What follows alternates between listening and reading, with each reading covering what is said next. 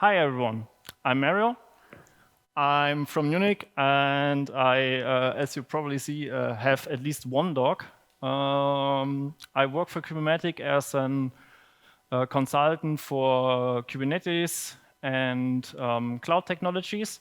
I also organized the meetup in Munich for Google Cloud. So if you ever happen to be in Munich, you're very welcome to join me once we can do meetups again. And you can find me usually with this handle everywhere. Policies. Why do we need policies? Policies are basically created to enforce or to restrict access to certain topics. Inside, let it be of your organization, let it be inside of your software or in your Kubernetes cluster. So when we go further, we have policies in Kubernetes. So we have the declarative style of that Kubernetes uses, and we have the possibility to declare things that we need inside our clusters, and we write what we want to do and how it should look like. And the problem is that different people in different roles have different problems that they need or different focuses that they need. So, for example, as a developer, I want to have sure that this is the node port that I use, this is the health check that I use, this is the image name that I use. So these are things that are important for me that I want to ensure that this works for me. When I'm on the other side as an operator, I don't care about a health check of what's running inside of the container of one of the apps. So for me, important is, for example, the resource configuration or which workload runs on which node and what is happening inside of the cluster itself. And for this need, we needed to come up with a solution that basically gives us the tools to enforce security and enforce policies onto our whole cluster. And the best thing, how we all learned it and how we always wanted it to be, is policy as a code, because you don't want to do things manually. Everything that you do manually is always destined to fail. You will forget something, you will lose information. Somebody leaves the company, you lose all of the information in the end. And what we want to do is we want to have an automated process for everything. And for policies as code, we can now do checks and validation and scanning and reporting over the whole system that we have. So what we can do is we can, in our CSI and CD pipeline, we can check the manifests. If there's something wrong in the manifest, is there something missing in our manifest, is there misconfiguration? And the next step that we want to ensure is, once we put something onto the cluster, we want to check it there. We want to make sure that, we have checked it inside our CI/CD, but who guarantees us that not someone takes a sneak around and puts it in by itself directly to the cluster? So we need something that checks everything inside in our cluster and is making sure that how it looks like, and is also be able to change it and to adapt it to the current situation that we have. Also, when it's running in the end, we want to have the ability to look at it and see, is everything all right? Or did someone try to do something on the cluster what is not supposed to be done? And for this, we have the different steps where we need to ensure all of these things. And when we have a look on this shamefully copied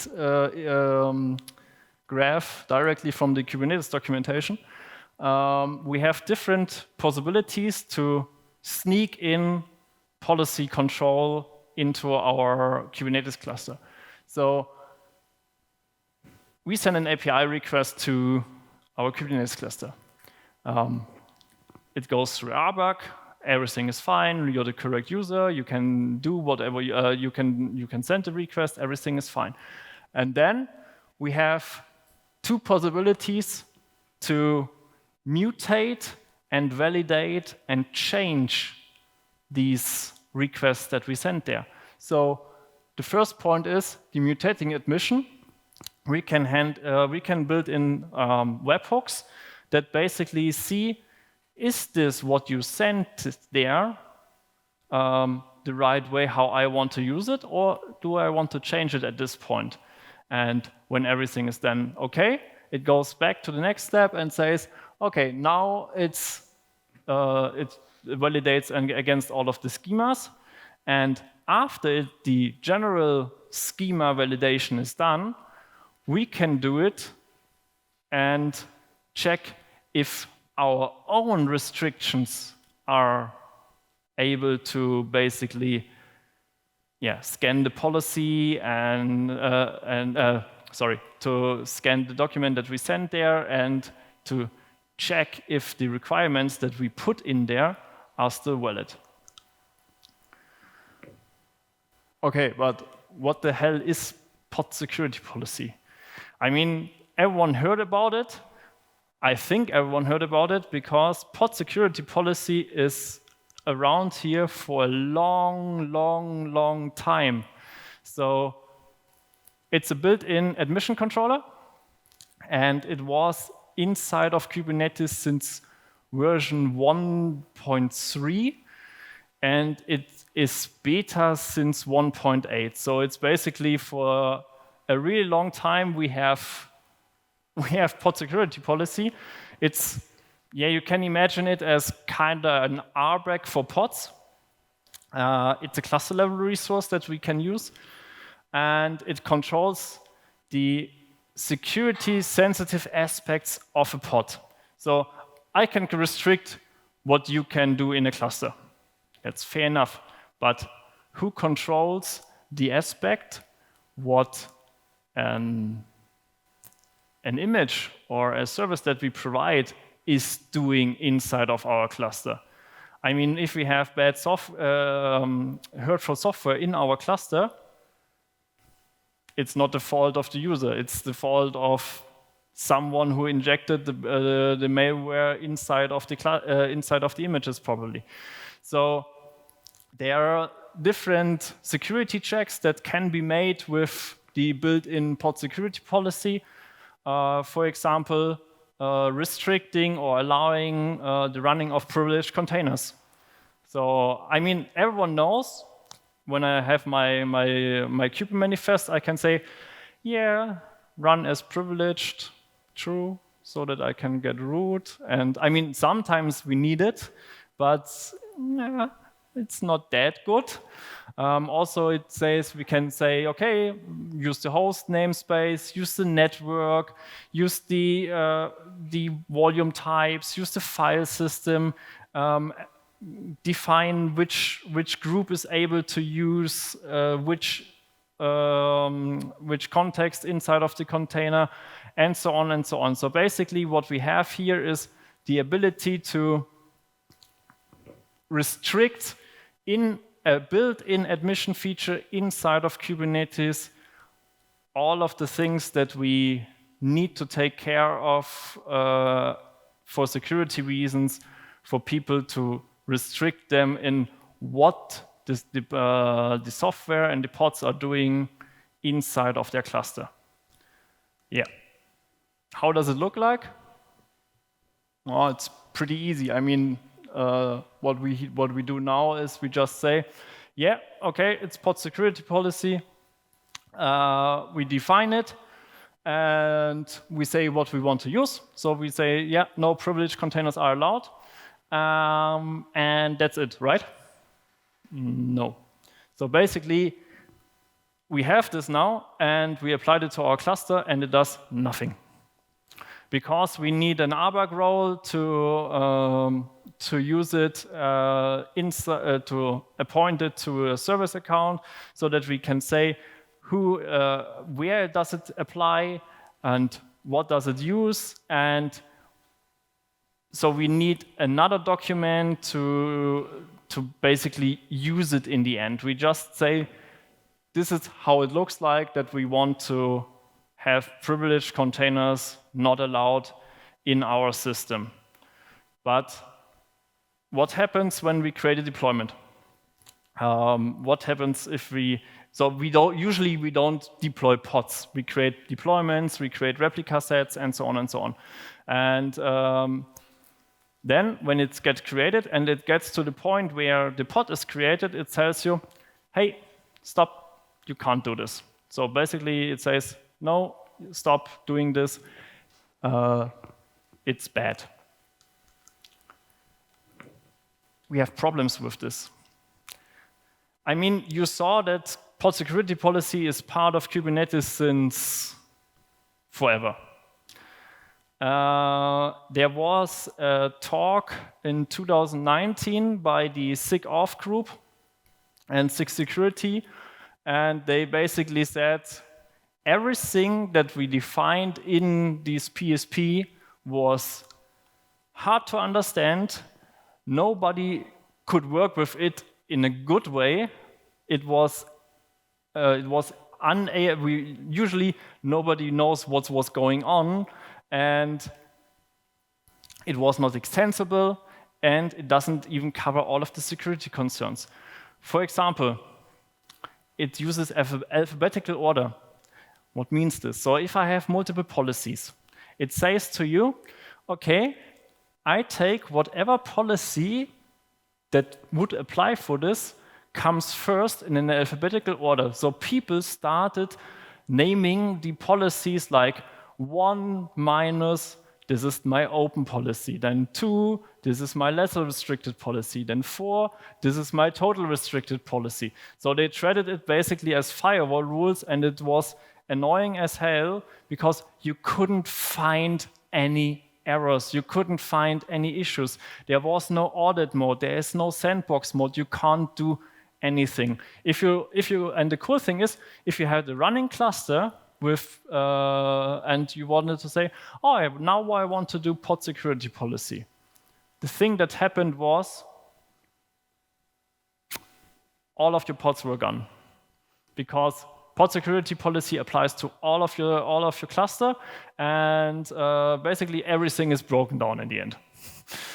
Which is great, because then you can now directly stop working and do something else. But for your setup, it's really shitty.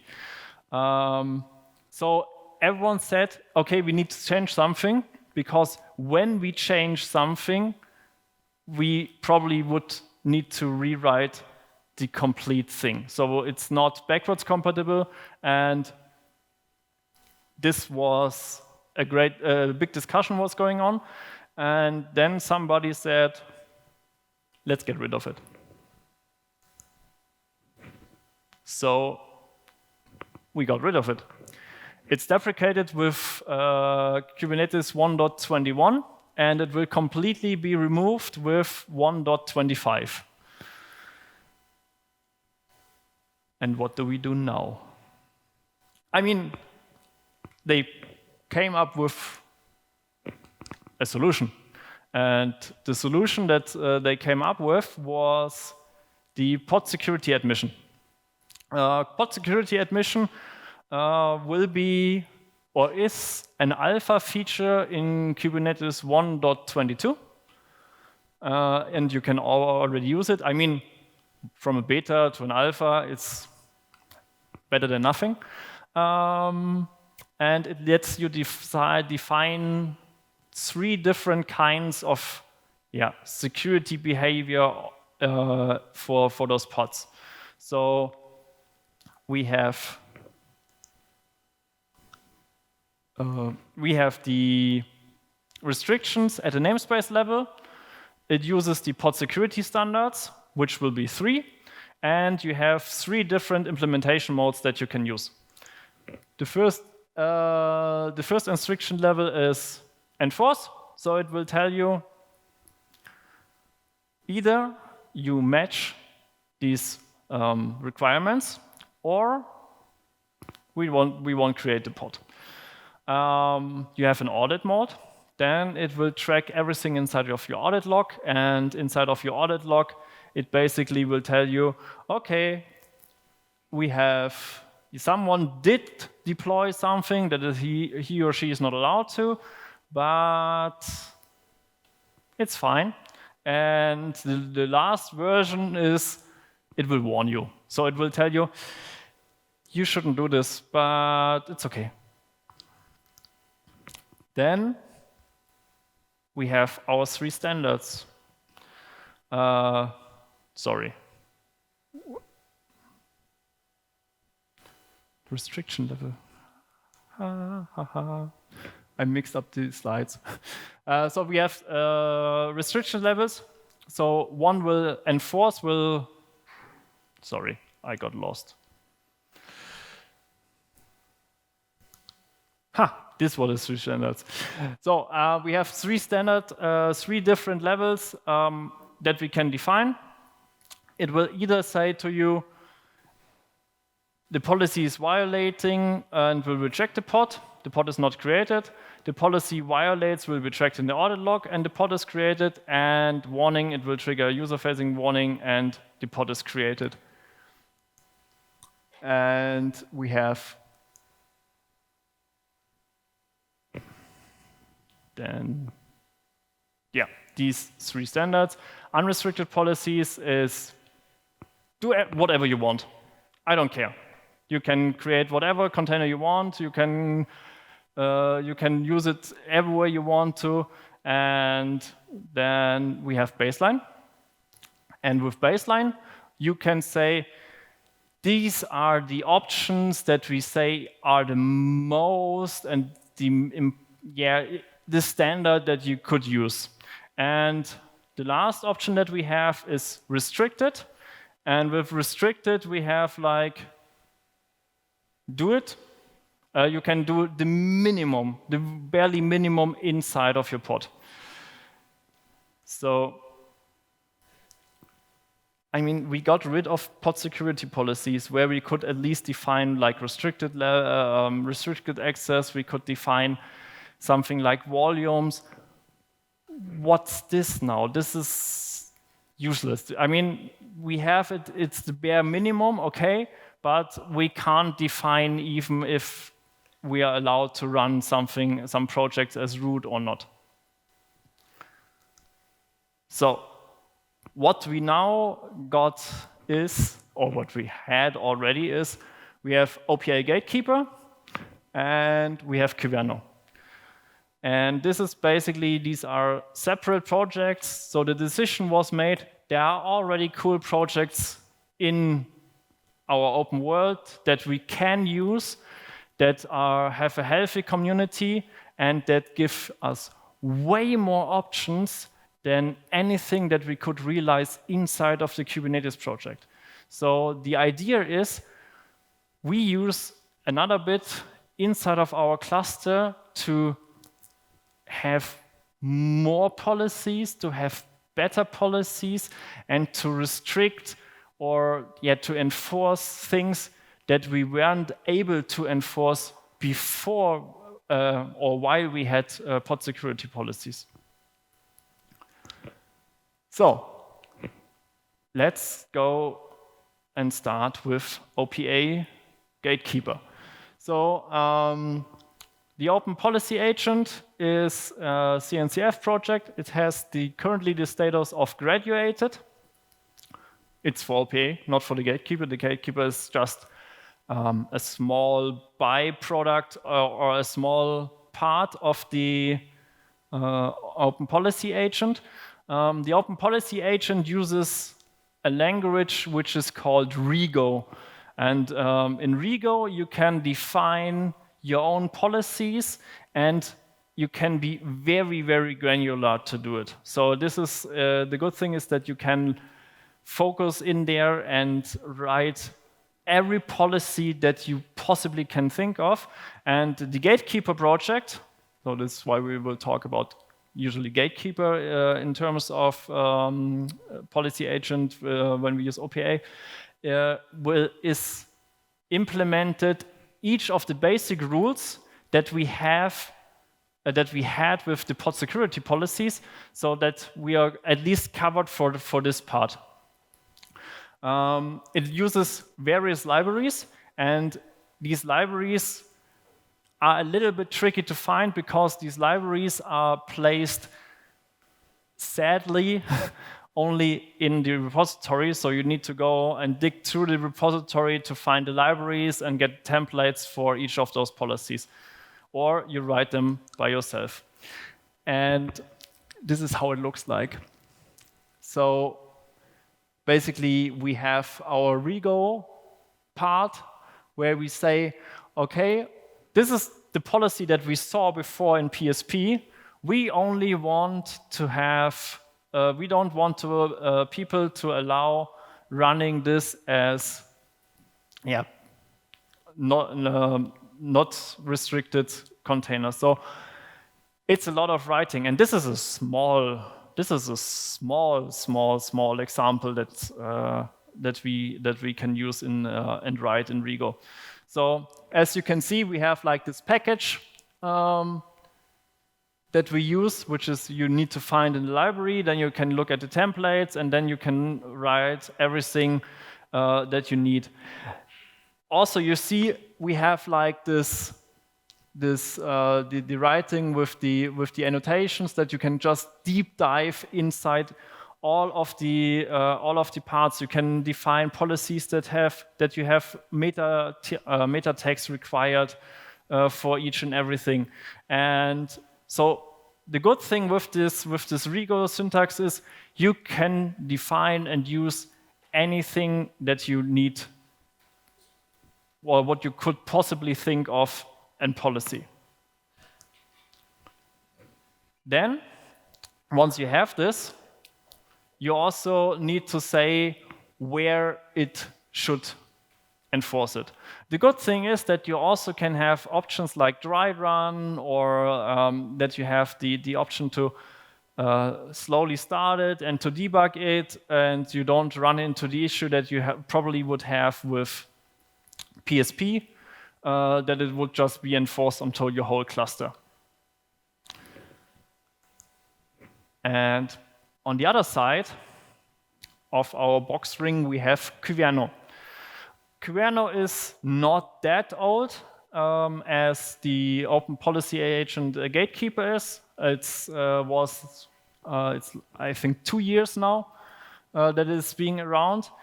But the good thing is Kyverno is also accepted in the CNCF with the sandbox status, but it was specially designed for Kubernetes, because the Open Policy Agent you can use outside of Kubernetes as well. We use the Gatekeeper project in Open Policy Agent, and so you potentially could use it in other projects, but for Kyverno it was especially made for using it inside of Kubernetes, and this is also then what makes it easier for all of the existing developers of Kubernetes.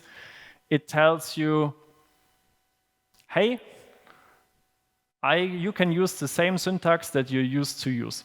By the way, who knows what Kubernetes means? So when you have a literal translation, I know that you know it, but yeah, you can say it. Yeah, helmsman. And the Cuveano project thought, hey, that's cool. We use the same approach. So we look for a Greek word, and so they came up with Kyverno because Kyverno means, anyone? Govern, to govern and to protect and to secure your cluster. how does it look like in the end? So as we saw, like a few slides back, we have those 2 points where we basically can inject. So we have Cuveano running inside of our cluster, and it's then using a highly available installation, which is now possible, to use these webhooks to enforce policies, to report changes, to generate reports, and to mutate things that come into your cluster. So basically, what we do in Cuveano is we define directly a policy, so we don't have to look for templates, we don't have to look for all of these small things, and we create then rules inside of this policy, like you're allowed to use restricted containers, or we want to have it only running in specific namespaces. You always have this match and exclude syntax there, so you can say, okay, this needs to be only in this namespace, this needs to be only on this label, and you can have like AND combinations and order combinations. So we have way more possibilities than we had with pod security policies. And in the end, this is everything that you need to write. And it looks way more than Kubernetes syntax than everything that we write with Rego. So we say, where does it go, and what should be enabled in and out. So the question on the beginning was, what do we do now to replace our pod security policies? And the sad answer is, it depends. So it depends on whatever you need. So we have the advantages. We have advantages in both software. So we have in Gatekeeper, we have the advantage that we have. You can write anything that you think of is able to, any policy that you think of, you can write down with this Rego syntax. It has a big community, and yeah, you can write it in a syntax. The problem is you need to write it in the new syntax. So you need to learn a new programming language. Mutations are not that great yet. The documentation, this is personal opinion, is okay-ish. And it's hard to read. For Cuveano, it's Kubernetes native. The mutations are rather good. It's easy to write, as we saw. The problem is we don't have a language in Cuveano for policies. So we need to rely on that every policy that we want to enforce is already present, or that we can already use as a template. So we need to, we are restricted in a way. And Cuveano is currently the smallest project of, the smaller project of both of them. Too long, didn't listen. If I have high complexities, or if I don't have high complexities, and I just want to have general policies, Gatekeeper is too big. It doesn't give you an advantage because you have to learn Rego. However, if you are already using if you're already using OPA on some other parts of your company, or if you use specific policies, then Cuveano is probably more hindering you than helping you. There are two more currently in development, policy agents in development. The one is K-Rail, and the other one is Kubewarden, but Kubewarden is still in alpha status, and K-Rail is not that big of a community. All of the links, you will get the presentation, and thank you very much. The problem is you don't see now a dog waving because the video is missing. Thanks, everyone. Thank you, Mario.